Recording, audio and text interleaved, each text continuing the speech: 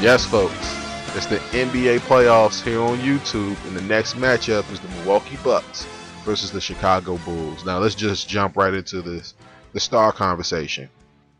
Do I need to really say anybody else besides D Rose at this point?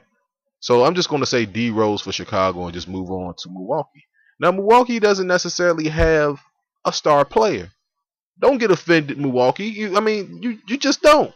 You don't have a player that you look for in the fourth quarter and say, okay, here's the ball, score 10 points and win us the game. They don't have that player. All right. And in the playoffs, you need one of those players in order to advance. And I'm not saying that they're going to lose so early in the video, because Milwaukee's been one of those gritty teams. Like, you sleep on them, they'll punch you in the face 4, 5, 6 different times.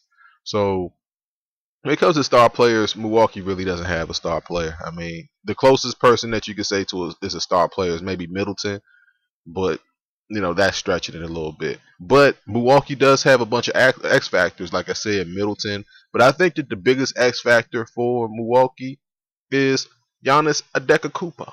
And yes, I said it right, Giannis Antetokounmpo. They call him the alphabet. This guy could just jump out of the arena, man. If you haven't watched this guy play during the year, you're doing yourself a disjustice, man. You're going to see him play a big factor, good or bad, in this series. That's right. He's the X factor. And then when you look at the Chicago Bulls, I could say Taj Gibson here, but I'm going to go Mirotic. Yeah, I said his name right, too. Mirotic.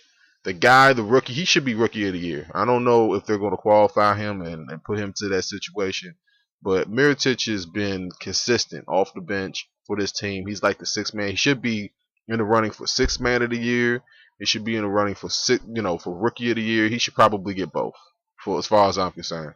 I think the sixth man of the year might go to Lou Williams, maybe, because he's averaging about 20 points from off the bench. But Mirotic is definitely the X factor in the series for the Chicago Bulls, and they played pretty darn well without D Rose. That's the reason why I didn't spend too much time talking about D Rose in the star conversation, because you really don't know what you're going to get from out of D Rose. I mean, he looks like he's got a little bit of his explosiveness back, but you're going to keep a real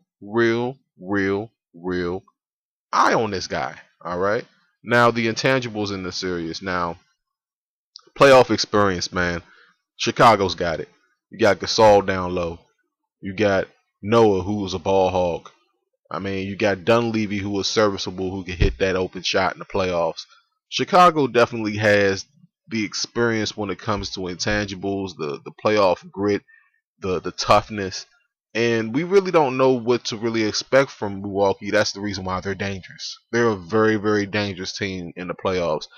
You could see this series end up going 7 games because of the fact that we don't know how well D Rose is going to perform. But if D Rose is anywhere close to his MVP form, this series could be a swept. They can get swept in this series. But I'm going to give Milwaukee the benefit of the doubt here. All right, I don't think that it's a fluke. I don't think that this team's a joke. Some people might take me saying that they don't really have a star as me counting them out. No, it makes them more dangerous because you don't know where the scoring is going to come from. It could come from Mayo from off the bench. It could come from Jared Dudley. It could come from anybody. I mean, really, it could.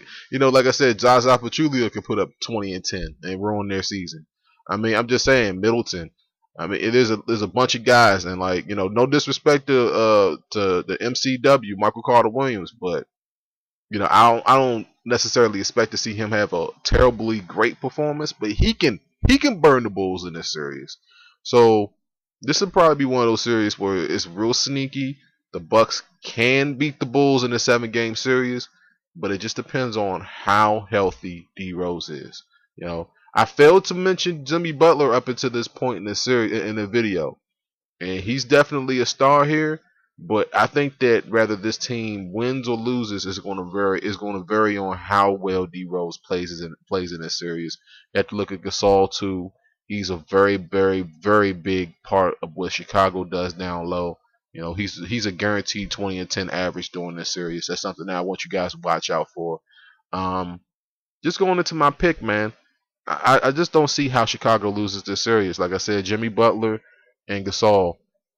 Mirotic from off the bench. Taj Gibson probably has a good series. But don't be surprised if this series goes 7 games and the Bucks push this team to the complete limit in the first round. Don't be surprised, folks. You heard it here first. So when people come out with the ghost face, oh, I didn't know the Bucks were so great. Whoa. Well, the WC told you in this video, now didn't I? So let me know how you feel down below. It's the WC, man. It's the NBA playoffs, man. Oh my goodness. I can't wait for the games to start. And until next time, folks, peace out.